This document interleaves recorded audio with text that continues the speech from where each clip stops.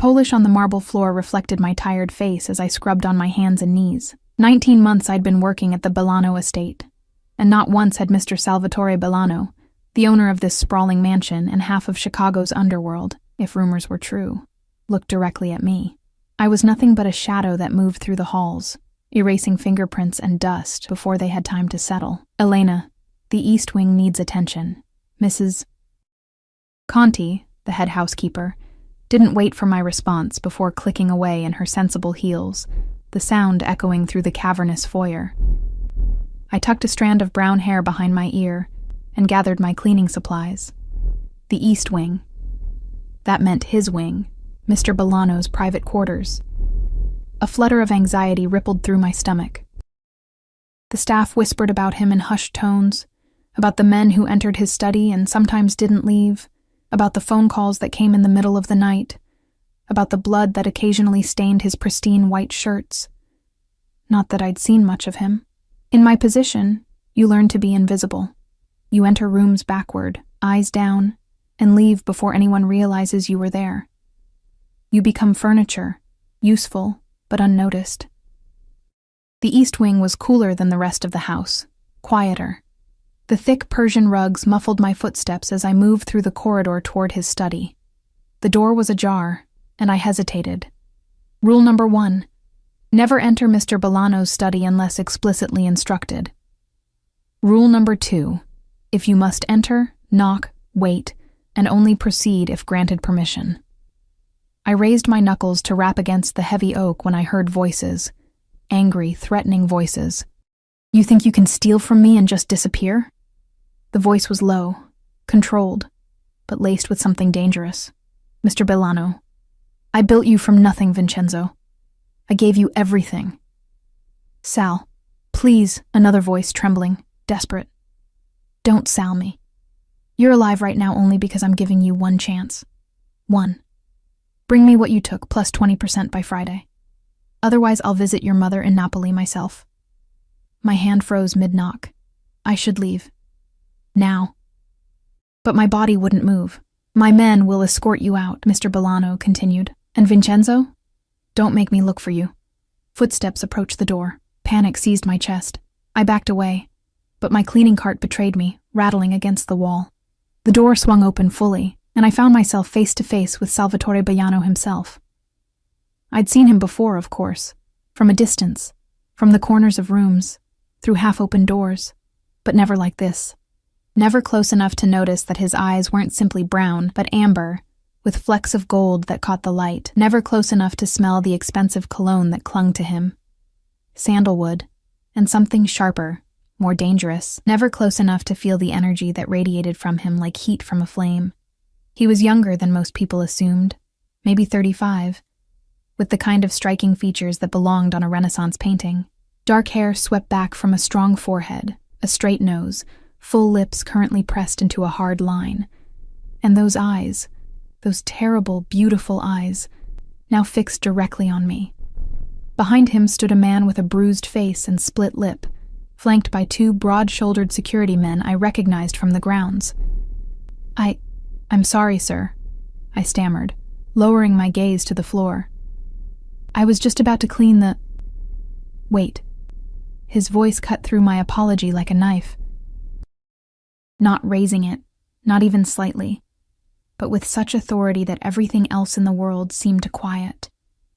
I froze, my heart hammering against my ribs. Had I heard too much?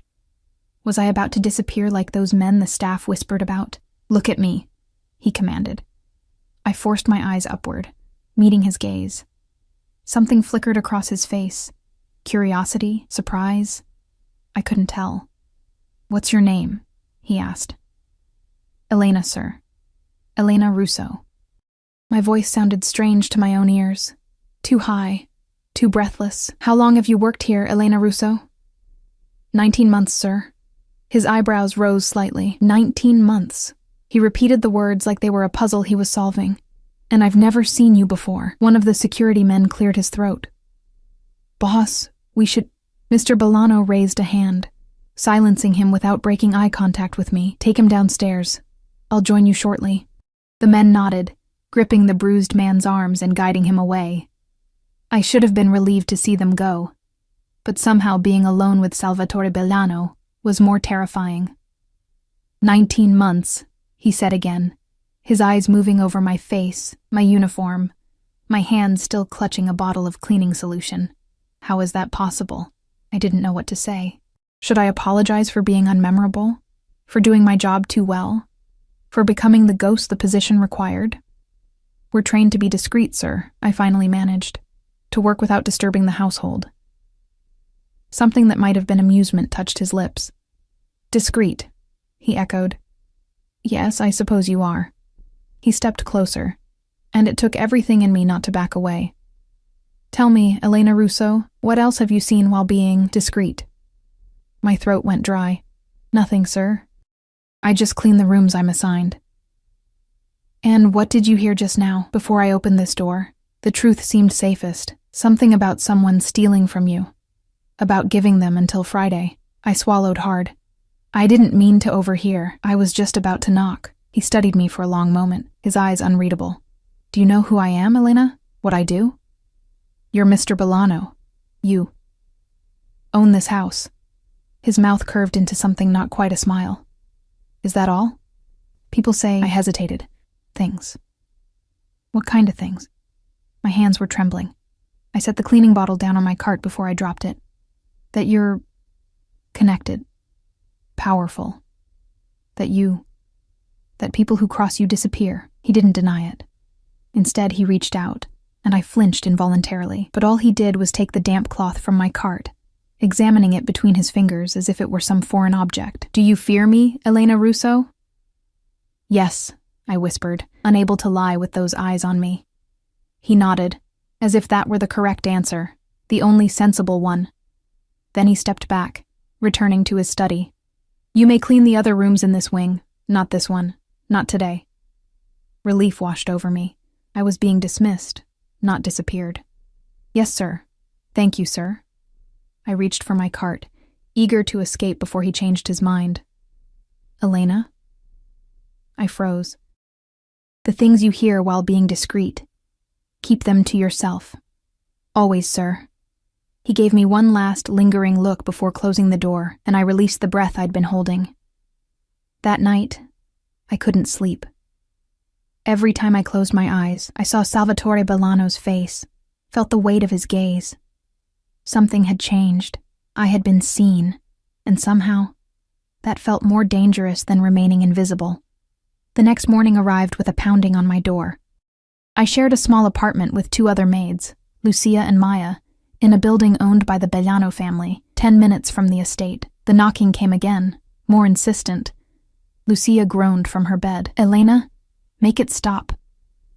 I stumbled to the door, still half asleep, and pulled it open to find Mrs. Conti standing there, her usually impeccable hair hastily pinned back, her face pale. Elena, get dressed. Now. What? Mr. Bellano has requested you, personally. Ice slid down my spine. For what? For his morning service. Apparently, he's decided you'll be his personal maid from now on. I stared at her, uncomprehending. But that's your job. A flash of irritation crossed her face. Not anymore. And Elena? Her voice dropped. Be careful. Mr. Bellano doesn't notice the help, until he does. She glanced over my shoulder at Lucia and Maya, who were now sitting up, listening. 20 minutes. The car will be waiting. After she left, Lucia and Maya bombarded me with questions I couldn't answer. Why me? What had I done? Had I spoken to him? Was I in trouble?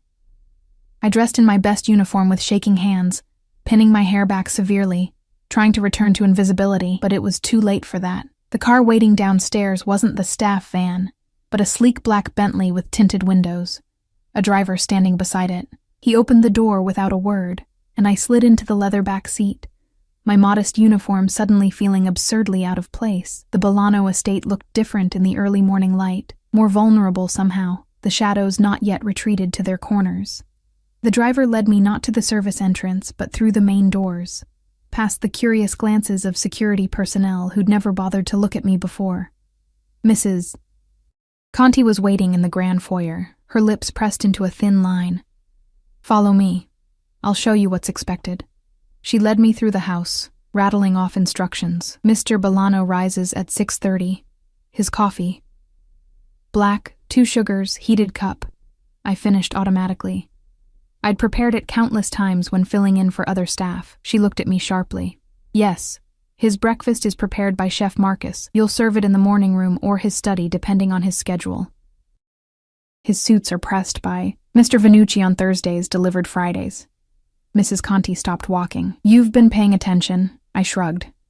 "It's my job to notice details." "Well," she sniffed, "perhaps that's why he chose you." She continued her briefing, explaining which rooms I was responsible for, which staff reported to me now.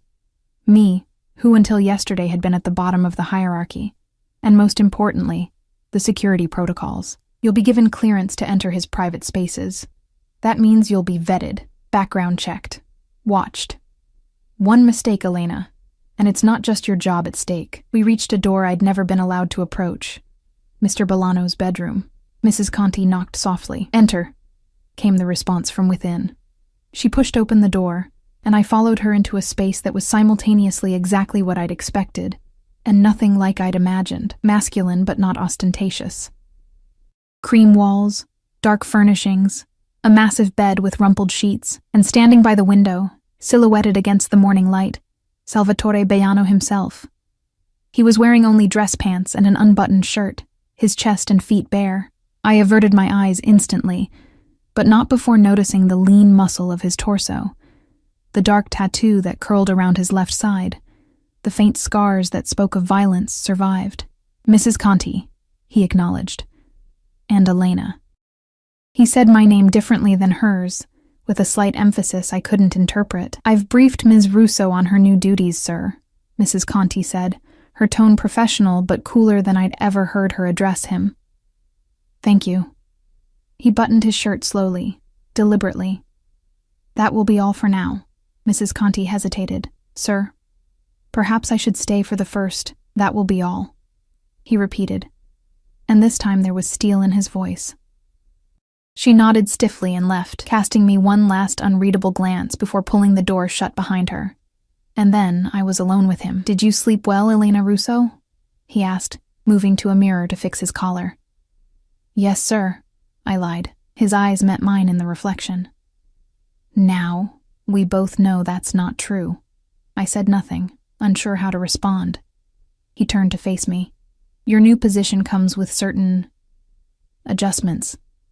Higher pay, private quarters here in the East Wing, and absolute discretion." "Private quarters?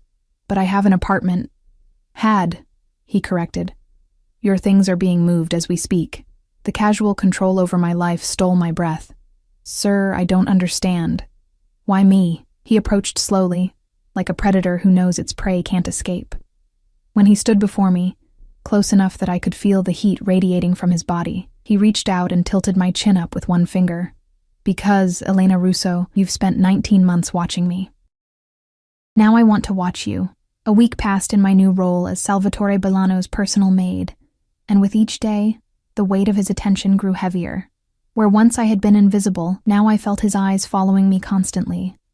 When I arranged his breakfast tray, when I straightened his study, when I prepared his clothes for business meetings that sometimes stretched into the early hours of the morning. My quarters in the East Wing were luxurious by any standard, a spacious bedroom with an adjoining bathroom, all done in soft creams and blues that should have been soothing but somehow weren't.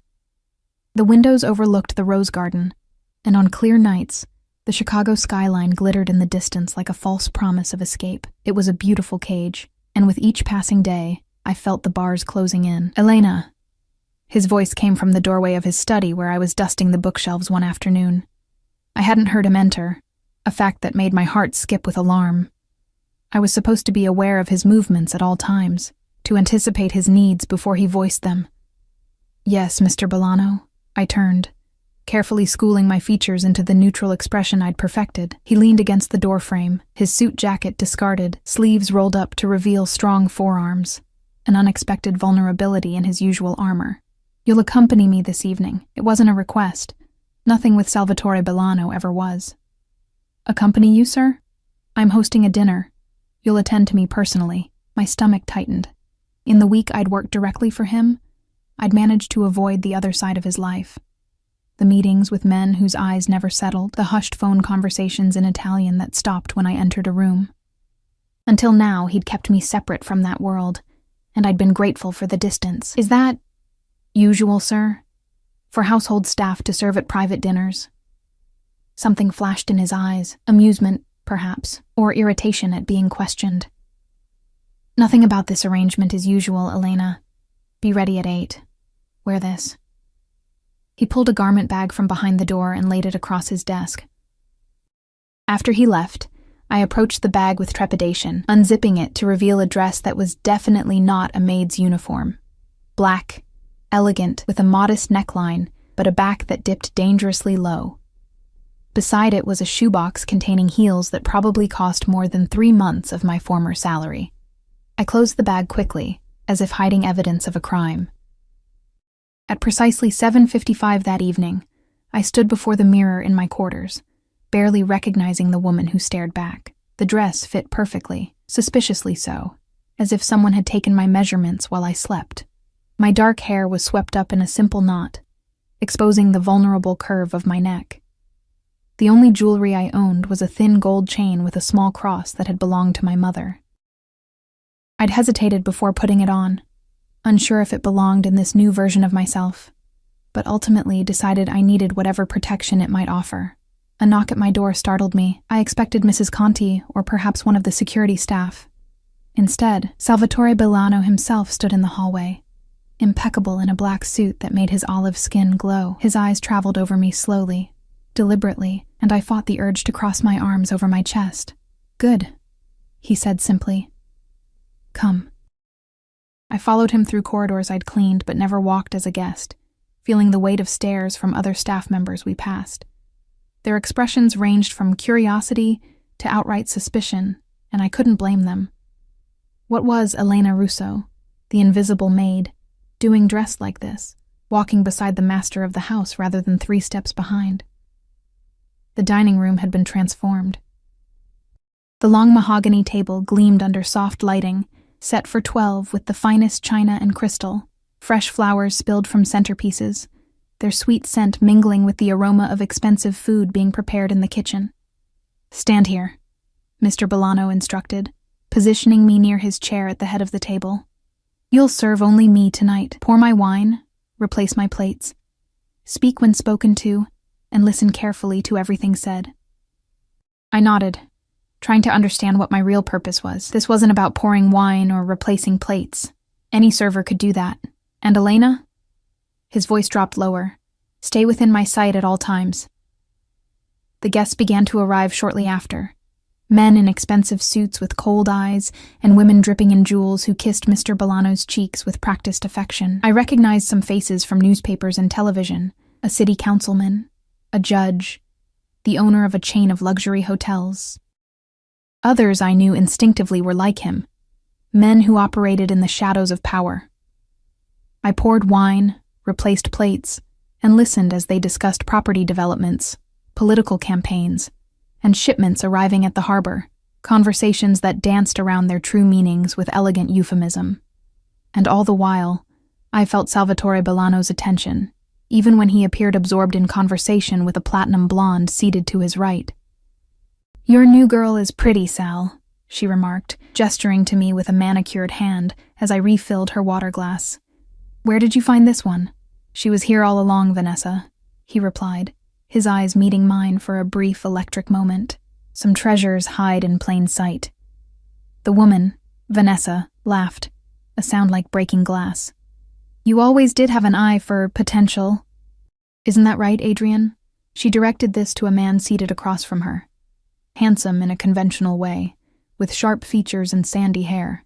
He'd been watching me throughout the evening with an intensity that made my skin crawl. "Indeed," Adrian agreed, raising his glass in a mock toast to me. "Though I'm surprised you've put such a fresh face on display so soon, Salvatore. Aren't you concerned about contamination?" A chill swept through me at the word. I wasn't naive. I knew what these people were, what they did. But hearing myself discussed as if I were an object, a potential security risk, made it suddenly, terrifyingly real. Mr. Bolano's hand closed around his knife, his knuckles whitening slightly. Elena has my complete confidence. After what, a week? Adrian pressed, his smile never reaching his eyes. That's unusually trusting, even for you. Perhaps I've changed, Mr. Bolano replied, his voice light but undercut with warning. Or perhaps, Adrian continued, undeterred, you've found yourself distracted by a pretty face. It happens to the best of us. Remember Vincenzo? All it took was one beautiful woman, and suddenly he thought he could skim from your accounts. The table fell silent. I nearly dropped the wine bottle I was holding, remembering the bruised man from Mr. Bolano's study. Vincenzo, the thief. The temperature in the room seemed to drop 10 degrees. Elena, Mr. Bolano said quietly, would you fetch the special reserve from the cellar? The 1982. It was a dismissal, removing me from a conversation that was veering into dangerous territory. I nodded, grateful for the reprieve, and slipped from the dining room. The wine cellar lay beneath the kitchen, accessible through a heavy oak door and down a spiral staircase.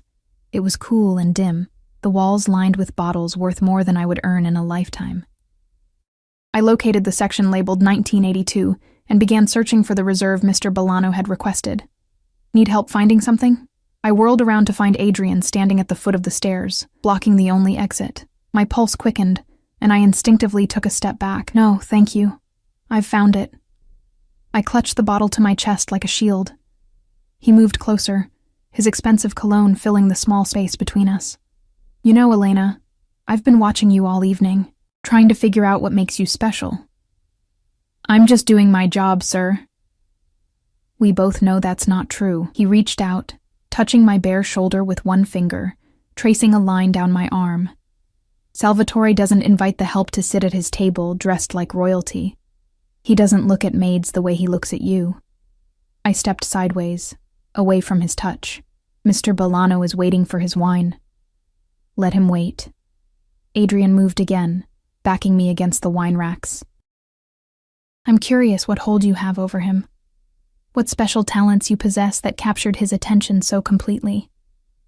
Please, step aside. My voice trembled, despite my efforts to keep it steady. What if I offered you more than he does? Adrian's breath was hot against my skin. Double whatever he's paying you. Your own apartment downtown. Protection from whatever it is you're running from. I'm not running from anything, he laughed. Everyone in Salvatore's orbit is running from something, sweet Elena. Or toward something they can't have otherwise. Money, power. His eyes traveled down my body. Security. I clutched the wine bottle tighter, wondering if I could use it as a weapon if necessary. I need to return upstairs, in a moment. He placed his hands on the rack behind me, caging me between his arms. First, tell me what Salvatore sees in you. What makes you worth breaking his own rules? Step away from her. The voice came from the stairway, low, controlled, but filled with such cold fury that the temperature in the cellar seemed to drop further. Salvatore Bellano stood at the foot of the stairs, his posture relaxed, but his eyes burning with a rage that made my blood freeze. Adrian straightened slowly, a smile playing at his lips as if this were all some amusing game. Sal, just getting acquainted with your new acquisition. Elena, come here. Mr. Bellano extended his hand, never taking his eyes off Adrian. I moved immediately, ducking under Adrian's arm and crossing to Mr. Bellano's side. His hand closed around mine, warm and steady. Go upstairs, he told me quietly. Tell Vanessa I'll be up shortly to continue our discussion about the harbor project. I hesitated. Sir. Now, Elena, the command in his voice brooked no argument. I climbed the stairs, glancing back once to see the two men facing each other in silent confrontation. At the top, I closed the door but remained beside it, my heart hammering against my ribs. I couldn't hear their words, only the low murmur of voices. Mr. Bolano's controlled, Adrian's increasingly defensive. 5 minutes later, the door opened, and Mr. Bolano emerged alone. His face was composed, but a muscle twitched in his jaw. He noticed me waiting and paused. I told you to go to the dining room, he said. but there was no anger in his voice, only a weary sort of resignation. I was concerned, I admitted. Something softened in his expression. He reached out, tucking a strand of hair behind my ear that had escaped during my encounter with Adrian. The gesture was startlingly intimate, his fingers lingering against my cheek longer than necessary. "You don't need to fear Adrian," he said. "Or anyone else in this house. Do you understand?" I nodded, though I wasn't sure I did understand. Not fully. "Where is he?" I asked, glancing at the cellar door, taking a moment to reconsider his approach to our business relationship. Mr. Bolano's voice was calm, but his eyes remained hard. "He'll join us shortly."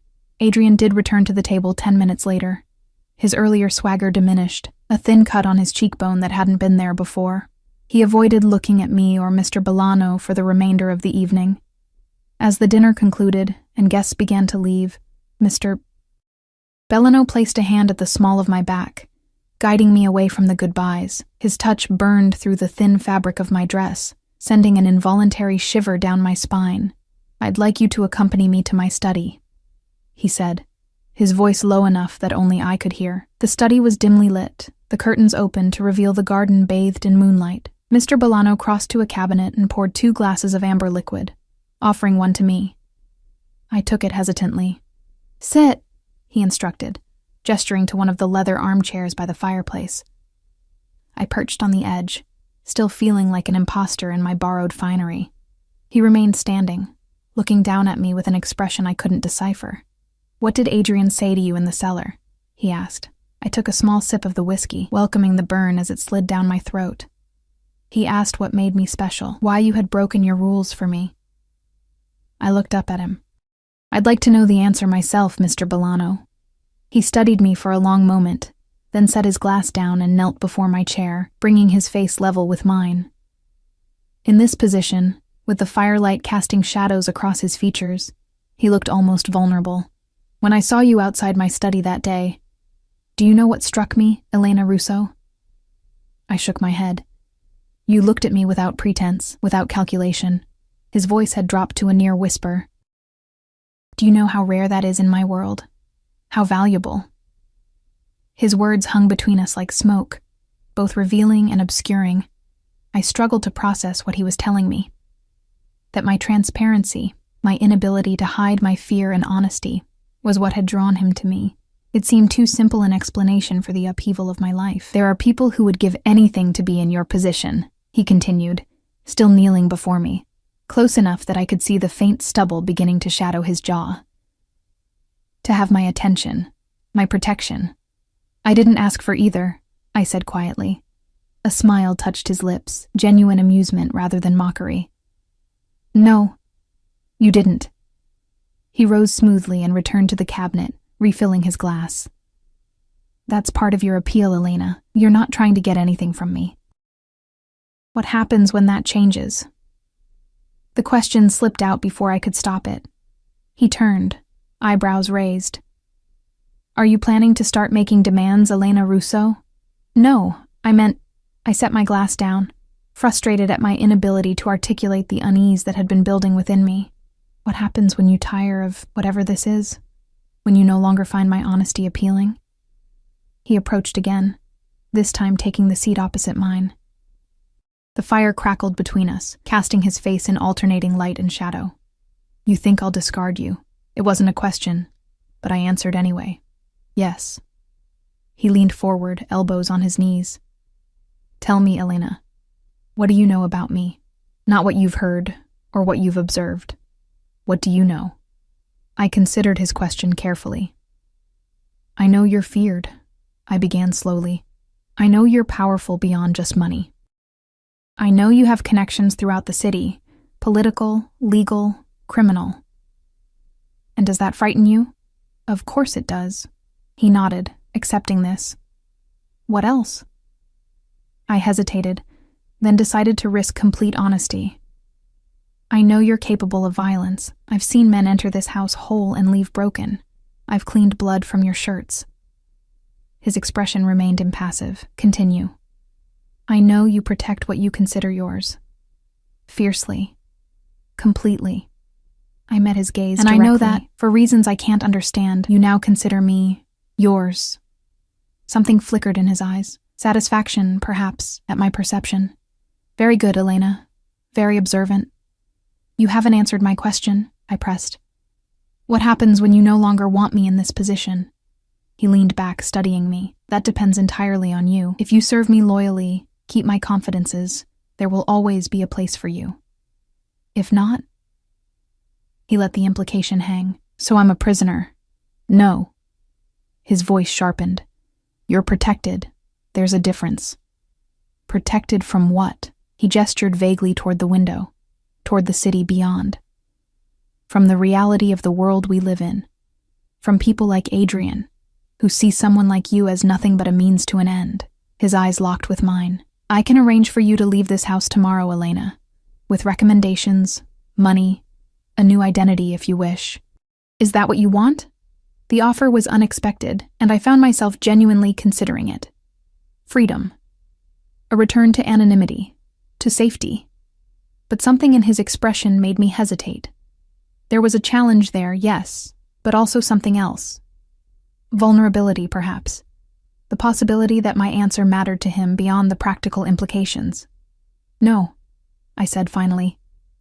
Not tomorrow. He nodded, satisfied, and rose. It's late. I'll escort you to your quarters. We walked in silence through the quiet corridors of the East Wing. At my door, he paused, his hand lightly touching my elbow. Good night, Elena Russo, he said, his voice softer than I'd ever heard it. Good night, Mr. Bellano. He turned to leave, then stopped. Salvatore, he said, without looking back. When we're alone, call me Salvatore. After he left, I stood in my room, still dressed in the elegant black gown he had provided, feeling the weight of the evening settle around me. Something had shifted between us. A boundary crossed, a door opened that couldn't be easily closed again. I slept fitfully that night, dreaming of cellars with no exits, and dinners where I was both server and served. When morning came, I returned to my duties with a strange new awareness of my position. Not quite staff, not quite equal, something undefined and dangerous. Days passed in a new routine. I continued to attend to Salvatore's personal needs, preparing his clothes, serving his meals, maintaining his private spaces. But now there were additional duties. I accompanied him to business dinners, always in dresses he selected, always standing just behind his chair, observing, listening. I attended meetings in his home study, serving coffee to men who regarded me with varying degrees of suspicion and interest. And through it all, I felt his eyes on me, tracking my movements, gauging my reactions. Protecting me, yes, but also claiming me. The staff treated me differently now. Mrs. Conti was coldly professional, addressing me with a formality that bordered on hostility. The security team, previously indifferent to my existence, now nodded respectfully when I passed. The other maids, once my friends, avoided my gaze in the hallways. Only Giovanni, Salvatore's driver and bodyguard, showed me any warmth. A mountain of a man with surprisingly gentle eyes, he'd been with the Bellano family for decades, since Salvatore's father's time. He values loyalty above all else, Giovanni told me one afternoon as we waited in the car while Salvatore conducted business inside a downtown restaurant. His father taught him that. Family first, then those who prove themselves worthy of trust. And which am I? I asked. Family or other? Giovanni's eyes crinkled at the corners. That little bird is the question we're all asking. 3 weeks after my promotion, Salvatore informed me that we would be attending a charity gala at the Chicago Art Institute. It's a public event, he explained as I laid out his tuxedo. You'll need to be especially vigilant. I glanced up from straightening his cufflinks. Vigilant for what? Ears that shouldn't hear, eyes that watch too closely. He studied me. You'll need something appropriate to wear. I've arranged for a stylist to visit tomorrow. The stylist arrived with an entourage and dozens of gowns. I endured hours of fittings, the women discussing me as if I weren't present, debating colors and cuts that would please Mr. Bellano while remaining appropriately understated. They finally selected a deep burgundy gown with a high neck and open back. Simple but undeniably elegant. My hair was arranged in loose waves, my makeup subtle but enhancing. When I looked in the mirror, I barely recognized myself. Perfect, the lead stylist declared. feminine but not overtly sexual, elegant without drawing too much attention. I wondered when my appearance had become a strategic consideration, rather than a personal one. Salvatore was waiting at the foot of the grand staircase when I descended, his back to me as he checked his watch. He turned at the sound of my footsteps, and for a moment, just a moment, his carefully controlled expression faltered. Something raw and hungry flashed in his eyes before he mastered himself. "Acceptable," he said, offering his arm. The gala was a kaleidoscope of Chicago's elite, politicians, business leaders, old money and new, all mingling beneath the soaring ceilings of the Art Institute. I stayed close to Salvatore's side, accepting introductions with a practiced smile, and the minimal responses I'd learned were expected of me. "Senator Williams, may I present Elena Russo, my personal assistant, Mrs. Montgomery. This is Elena, a valued member of my household." Never quite a lie, never quite the truth. I existed in the liminal space between staff and companion, a position designed to both display me and render me invisible when necessary. "Salvatore Bolano," a voice called as we circulated through the grand gallery. "I was wondering if you'd grace us with your presence tonight."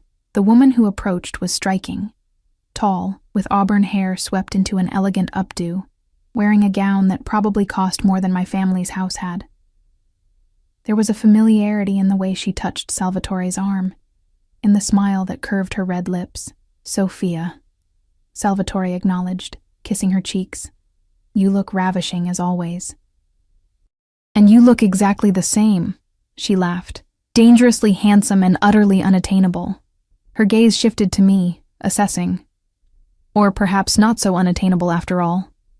Salvatore's hand came to rest at the small of my back, a gesture that had become familiar but still sent heat coursing through me.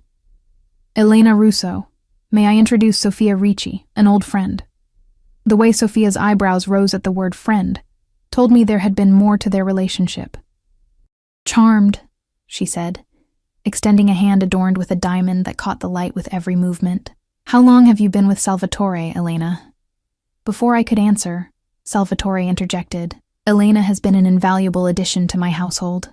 His tone made it clear the subject was closed. Sophia's smile never faltered, but her eyes hardened slightly. "Well, you always did have excellent taste." She turned back to Salvatore. "I heard about the situation with Adrian Kovac. Such a shame when partnerships dissolve so contentiously."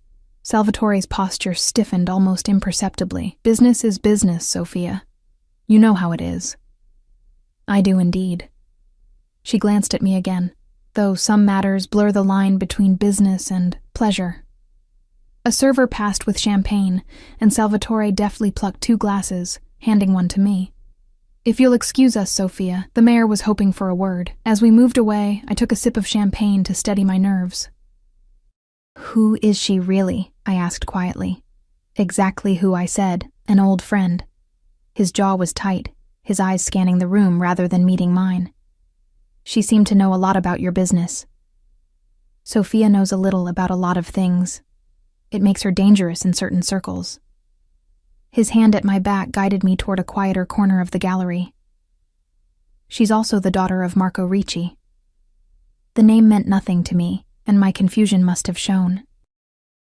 "Marco controls most of the north side," Salvatore explained. "My father and he had an arrangement that I've honored since taking over the family business. Sophia serves as her father's eyes and ears at events like these." "And she was your lover," I said, the words escaping before I could think better of them. Salvatore's eyes snapped to mine, surprise giving way to something like amusement. "Yes, many years ago. I'm sorry. It's none of my business."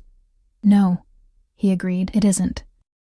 But there was no censure in his tone, just that same hint of satisfaction I'd noticed before, when I spoke without filtering my thoughts. "Though I find your interest noteworthy." Heat crept up my neck, and I was grateful for the dimmed lighting in this section of the gallery. We stood before a large canvas, abstract swirls of blue and gold that seemed to move in the shadowy light. "What do you see?"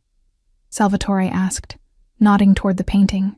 I studied it, grateful for the change of subject. "Turbulence," I said finally, "like water in a storm, but also warmth breaking through, light finding a way in." He looked at me curiously, Most people just see expensive splashes of paint. My mother was an art teacher, I explained, before she got sick. It was the first personal detail I'd shared with him, and I saw him file it away, adding to whatever mental dossier he kept on me. And your father? Construction worker. He died when I was 14, accident at a site. Salvatore nodded, his expression giving nothing away. And after your mother's illness, I dropped out of college to care for her. After she passed, I needed work. Mrs. Conti had been my mother's student years ago. She helped me get the position at your estate. I turned back to the painting. I never planned to be a maid forever. It was just what I could do at the time. And now? What do you plan now, Elena Russo? The question was loaded. Impossible to answer honestly when I didn't know myself. Before I could formulate a response, a commotion near the main entrance drew our attention. Security personnel were moving quickly, surrounding someone I couldn't see. Salvatore tensed beside me, his hand shifting from my back to grip my arm. Stay close, he murmured, moving us deeper into the shadowed alcove. What is it? I whispered. I'm not certain, but I don't intend to find out. He guided me toward a service door half hidden behind a large sculpture. Giovanni, he spoke into a small device I hadn't realized he was carrying. East entrance now. The service corridor was deserted, our footsteps echoing against tile floors. Salvatore moved with purpose, never releasing his hold on me, navigating the back passages of the museum with familiar ease. Does this happen often? I asked, as we emerged into a small courtyard where the black Bentley was already waiting, engine running, often enough to have contingencies. He replied, opening the car door and ushering me inside. Giovanni didn't ask questions as we slid into the back seat, simply pulled away from the curb with smooth efficiency. Through the tinted windows, I saw police cars arriving at the main entrance, lights flashing. What happened in there? I asked once we were safely moving through downtown traffic. Salvatore was checking his phone, his expression grim. Someone was arrested. Not my concern, except that it created a security situation I prefer to avoid. You mean the police, I said, understanding dawning. You avoid the police. His eyes met mine, dark and unreadable in the dim interior of the car. As a rule, yes. We rode in silence for several blocks before I gathered the courage to ask the question that had been building within me since the dinner with Adrian, since the conversation with Sophia. Are you in danger, Salvatore? He didn't answer immediately. The city lights flashed across his face as we drove, illuminating and shadowing his features in rhythmic succession. Finally, he turned to me fully. Everyone in my position lives with danger, Elena. His voice was measured, careful. It's the price of power. Is that why you wanted me close? As some kind of insurance? A faint smile touched his lips. Is that what you think? That you're a human shield? I flushed, the suggestion sounding ridiculous when he phrased it that way. I don't know what I am to you. No, he agreed, his gaze intensifying. You don't. The car pulled through the gates of the estate, the familiar grounds appearing almost otherworldly in the moonlight. Giovanni stopped at the main entrance, coming around to open our door. Everything quiet at home, sir, he reported as we exited the car. Salvatore nodded. Double the perimeter security tonight. And send Franco to my study in 20 minutes. Yes, sir. Giovanni's eyes flicked briefly to me, a flash of concern before he masked it. Inside, the house was hushed, the night staff moving silently through their duties. Salvatore led me not toward my quarters, but to his study, closing the door behind us with a soft click that somehow sounded definitive. Sit, he instructed, gesturing to the leather couch along one wall as he crossed to the bar cart. I perched on the edge of the couch, still in my gala finery, watching as he poured 2 glasses of what looked like bourbon. He handed me one before taking a seat beside me, close enough that I could feel the heat radiating from his body but not touching me. You asked if you were insurance, he began, swirling the amber liquid in his glass. You're not. If anything, your presence in my life has created new vulnerabilities. The admission surprised me. Then why? Because I want you here, he cut in, his voice rough with an emotion I couldn't name. Because from the moment I saw you outside this study, with your cleaning cart and your terrified eyes that still managed to look directly at me, I knew I needed to keep you close. Need, I repeated, the word hanging in the air between us. Not want. His eyes darkened, both. He reached out, his fingers brushing my cheek with unexpected gentleness. I should have pulled away. Every instinct for self-preservation screamed at me to maintain distance. Instead, I found myself leaning into his touch, my body betraying my better judgment. "You're afraid of me," he murmured, but not only afraid. The truth of his words burned through me. Yes, I feared Salvatore Bellano, his power, his darkness, the violence I knew he was capable of. But there was more. A pull toward him I couldn't explain or justify, an awareness that had been growing since that first moment outside his study. "You should send me away," I whispered, even as I remained perfectly still under his touch, somewhere far from Chicago, from your enemies, from you. "Is that what you want, Elena?" "No." The admission fell from my lips before I could stop it, honest and damning. Something fierce and possessive flashed in his eyes. His hand slid from my cheek to the nape of my neck, fingers tangling in my hair as he drew me closer. "Tell me to stop," he said, his breath warm against my lips. I said nothing. His mouth claimed mine with restrained hunger, as if he were holding himself back, afraid of frightening me.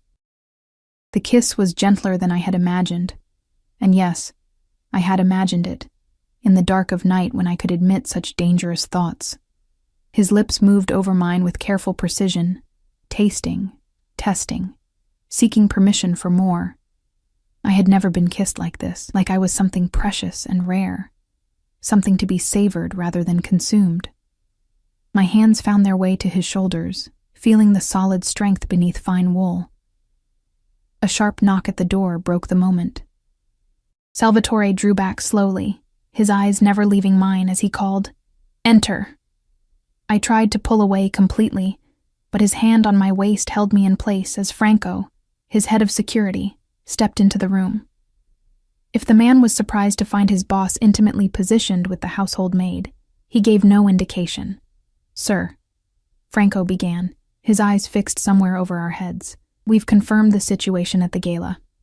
FBI arrested Councilman Davis on corruption charges. They were specifically targeting him, but they're questioning everyone he spoke with tonight." "Were we seen leaving?" Salvatore asked, his thumb tracing small circles on my hip, a distracting contrast to the serious conversation. "No, sir. Clean exit. But there's something else." Franco hesitated. "Vincenzo Rossi was picked up an hour ago. Rumor is he's talking." Salvatore stiffened beside me. "About?" "Everything, potentially. He's desperate, sir. After failing to deliver what he owed you." I remembered the bruised man from weeks ago. Vincenzo, who had stolen from Salvatore, who had been given until Friday to make amends. "Keep me updated," Salvatore said, his voice gone cold. "And Franco, make sure our friends in the department understand the importance of discretion." "Already handled, sir." After Franco left, Salvatore remained silent for a long moment, his expression distant, calculating. I could almost see him weighing options, considering scenarios, planning moves and countermoves like a chess master. "You should go to your room," he said finally, his voice neutral, all traces of our earlier intimacy erased. "Lock the door. Stay there until I come for you. Salvatore." "Now, Elena." There was no room for argument in his tone. I rose, smoothing my gown with shaking hands. At the door, I paused. "Will you tell me what's happening?" He looked up, his face a mask of control. "When I can." I spent the night in tense solitude, changing from my gown into a simple nightdress, pacing the confines of my luxurious prison. Through my window, I could see increased security patrolling the grounds, dark figures moving with purpose through the shadowed gardens. Dawn broke with no word from Salvatore. I showered and dressed in my regular uniform, uncertain what the day would bring, but needing the comfort of routine. As I pinned my hair back, a knock came at my door. It was Giovanni, his usually jovial face grave. "Mr. Bellano requests your presence in the garage, immediately." "The garage?" I frowned. Is something wrong? Pack a small bag, Giovanni instructed instead of answering. Essentials only. I'll wait in the hall. My heart raced as I threw clothing and toiletries into a duffel bag. Was I being sent away? Had the kiss been a mistake he now regretted? Or was this connected to whatever threat Franco had reported? The garage was a cavernous space beneath the mansion, housing Salvatore's collection of luxury vehicles.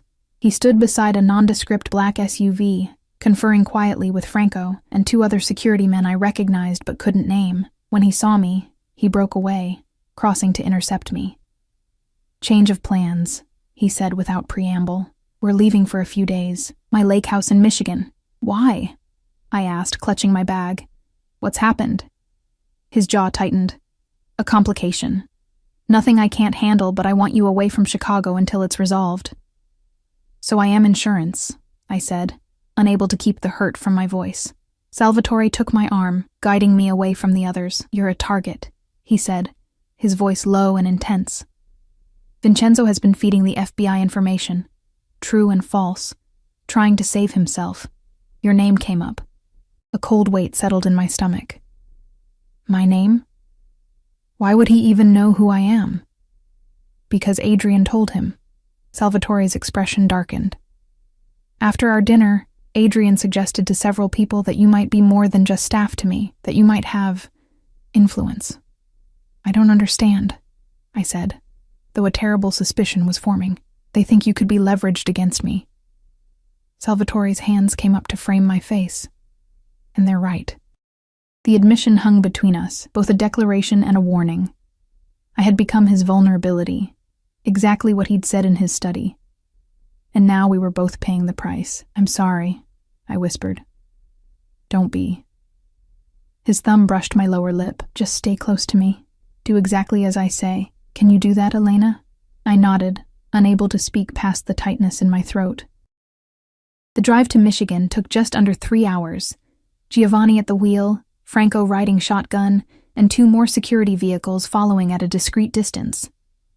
Salvatore spent most of the journey on the phone, speaking in rapid Italian that I couldn't follow, occasionally switching to English for technical discussions of accounts and property holdings.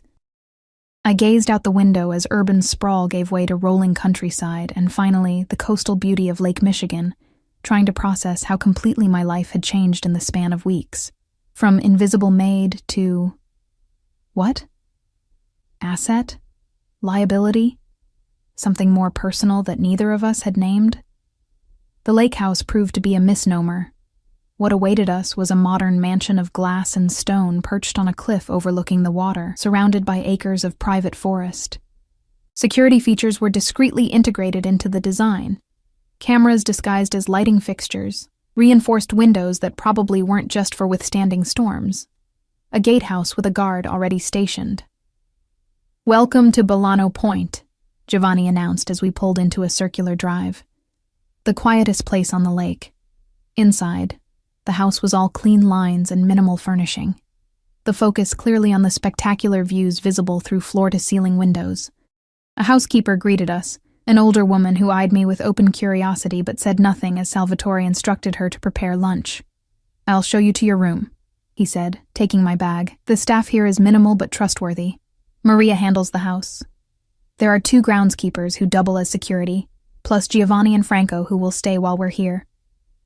I followed him up a floating staircase to the 2nd floor, where a hallway of closed doors awaited. He opened one near the end, revealing a spacious bedroom with its own private balcony overlooking the lake.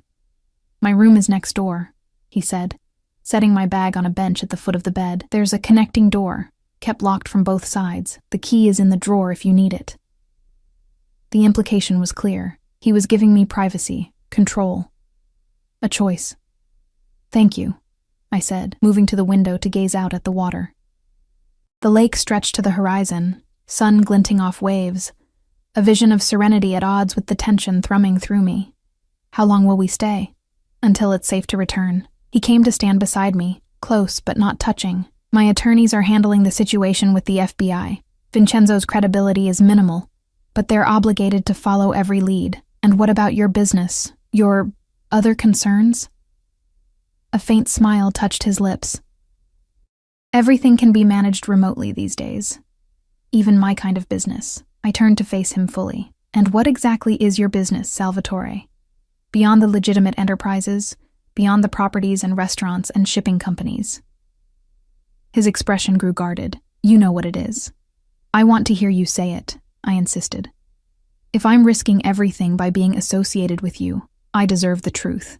He studied me for a long moment, as if deciding how much to reveal. My family has controlled certain aspects of Chicago's economy for 3 generations, he began carefully. Import-export, labor relations, protection services, financial solutions for those who can't access traditional banking, criminal enterprises, I translated. Some would use that term. The FBI would. Yes. He didn't flinch from the accusation. But it's more complicated than legal versus illegal, Elena. The lines blur. Politicians who campaign on law and order come to men like me when they need problems solved discreetly. Police chiefs look the other way when certain businesses operate because their pensions are funded by the same investments. And that justifies it? I asked. Not accusingly, but seeking understanding. I don't need justification. His voice hardened slightly. I was born into this world. I've simply made it more efficient, more profitable, less violent than in my father's day. Less violent, I repeated, thinking of Vincenzo's bruised face, of the fear Adrian had shown after his encounter with Salvatore in the wine cellar. He caught my meaning. There are necessary exceptions. Before I could respond, a knock came at the door. Franco's voice called through. Sir, we have a situation developing. A call you'll want to take. Salvatore's jaw tightened. I'll be right there. To me, he added, Rest. We'll continue this conversation later. After he left, I unpacked my few belongings and changed from my uniform into jeans and a sweater, clothes that felt both foreign and liberating after weeks of prescribed attire.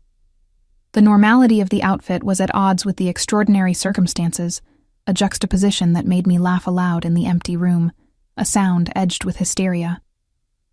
I found my way downstairs after changing, following the scent of coffee to a spacious kitchen where Maria was preparing lunch. She glanced up as I entered, her weathered hands continuing to chop vegetables with practiced precision. He's on the terrace, she said without preamble, nodding toward glass doors that led outside. Terrible for business, that man. Always has been. I blinked, surprised by her candor. You've known him long? Since he was born. She swept the vegetables into a pot. I worked for his father and his grandfather before that. Salvatore is the best of them, though he'd never believe it if you told him. I hesitated by the counter, unsure if I should join him or give him privacy for his business. Maria seemed to read my indecision. He'll want you there, she said, pouring coffee into a mug and handing it to me. He doesn't bring people here. Not personal guests, anyway. The terrace stretched along the back of the house, a stone expanse furnished with comfortable seating areas and an outdoor kitchen. Salvatore stood at the railing, his back to me, phone pressed to his ear. The autumn wind off the lake ruffled his hair, the only part of him that seemed affected by the elements. Don't care what they're offering him, he was saying, voice tight with controlled anger. Remind Vincenzo what happened to the Moretti family when they decided to cooperate. I froze, coffee mug halfway to my lips. Salvatore must have sensed my presence because he turned, eyes locking with mine. For a moment, something like shame crossed his features before the mask of control returned. Handle it, he said into the phone before hanging up. He slipped the device into his pocket and crossed to where I stood. You heard that, he stated rather than asked. I nodded, unable to lie. The Moretti family? Salvatore sighed, guiding me to a seating area sheltered from the worst of the wind. A competing organization from 10 years ago. They made some poor decisions. Did you kill them? The question was blunt, but we were beyond delicate phrasing. No.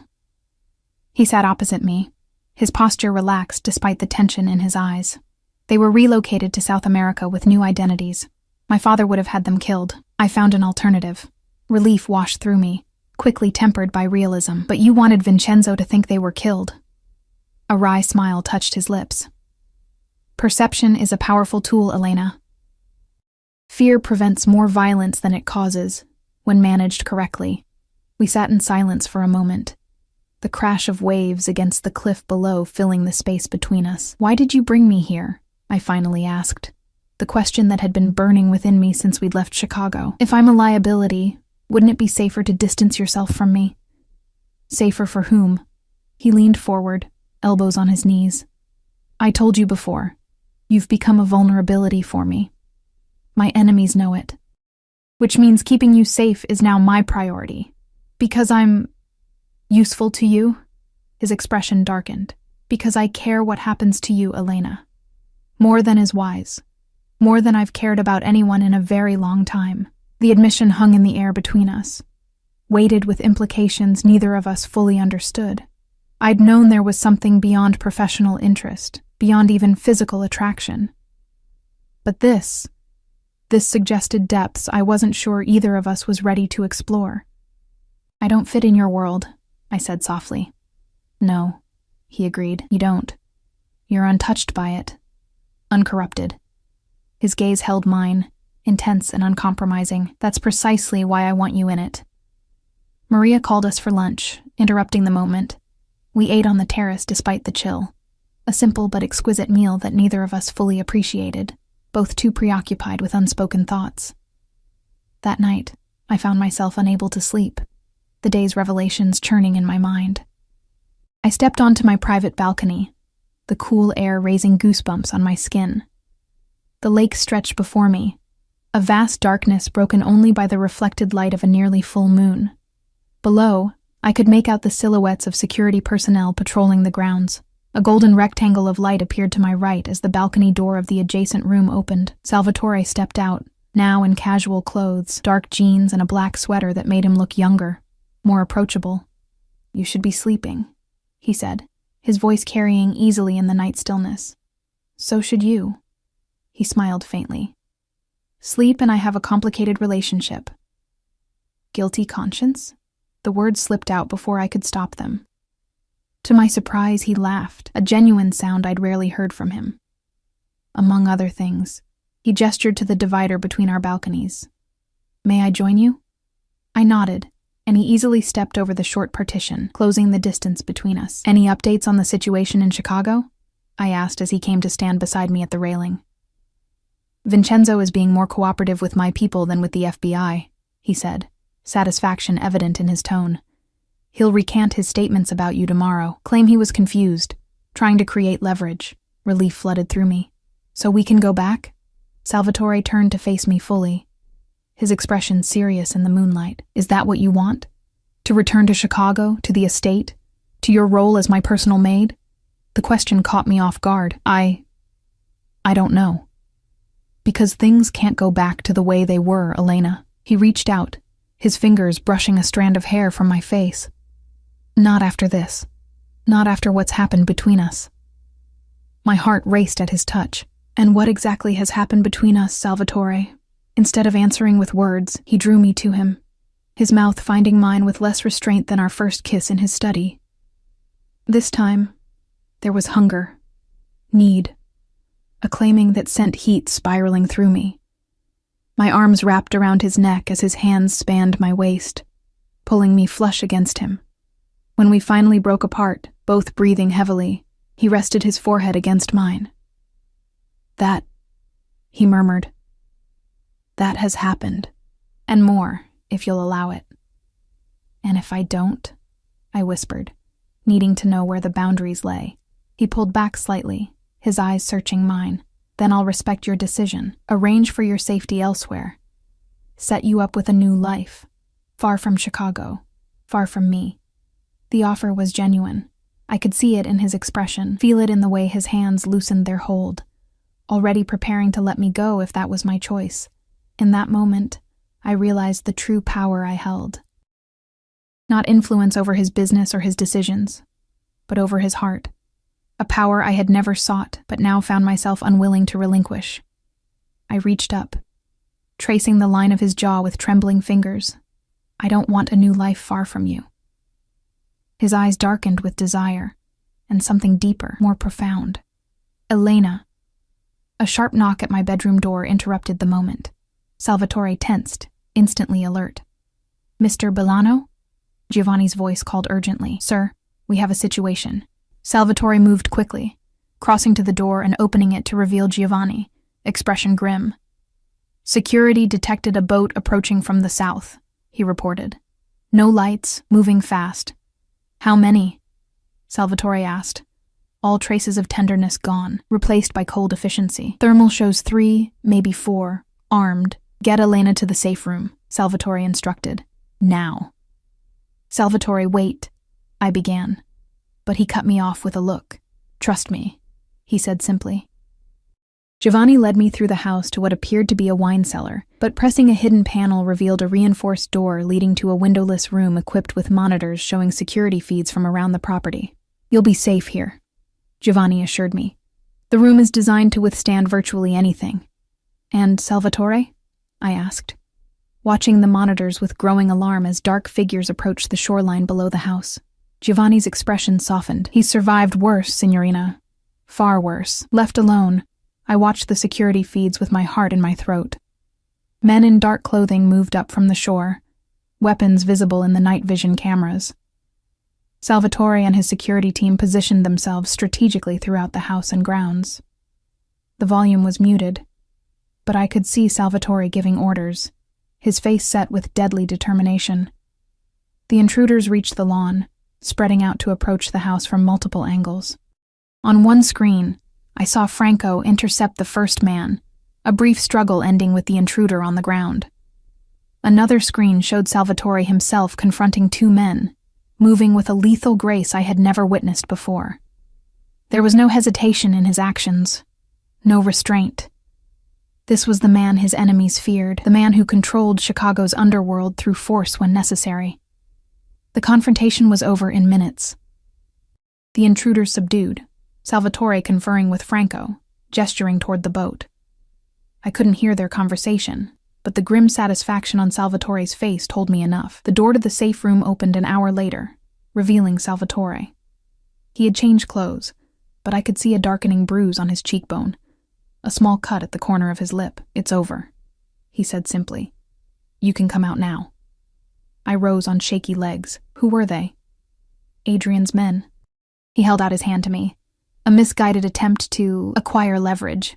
To kidnap me," I translated, placing my hand in his. "Yes." The single word contained a universe of cold fury. "And now?" "Now, Adrian understands the consequences of such ambitions." Salvatore led me back upstairs to the main level of the house, where evidence of the confrontation had already been erased. "We'll return to Chicago tomorrow. The situation has been clarified for all involved parties." I didn't ask what that clarification entailed. Some details were better left unspoken. Dawn broke over the lake as we stood on the terrace, watching the first light touch the water. Salvatore's arm was around my waist, holding me close against the morning chill. "When we return," he said quietly, "things will be different. I can't offer you a normal life, Elena. I can't promise safety in any conventional sense. My world will always have dangers." "I know." He turned me to face him. "But I can promise you this, you will never be invisible again. Not to me, not to anyone. You will be acknowledged as mine, under my protection, part of my life in every way that matters." "And what exactly am I to you, Salvatore Bolano?" I asked, needing to hear him define it. His eyes, amber in the morning light, held mine with unwavering intensity. "Everything," he said simply. "You've become everything." The drive back to Chicago was different from our tense journey to the lake house. Salvatore kept me close, his hand often finding mine, his conversation no longer hidden in Italian or hushed tones. Whatever decision had been made during the night's confrontation had resolved something within him, stripped away a layer of caution. As the Chicago skyline appeared on the horizon, I felt a strange mixture of trepidation and anticipation. We were returning to his world, to the estate, to his business, to the realities of who he was and what he did. But we were returning changed, the dynamic between us transformed. The estate looked exactly as we had left it.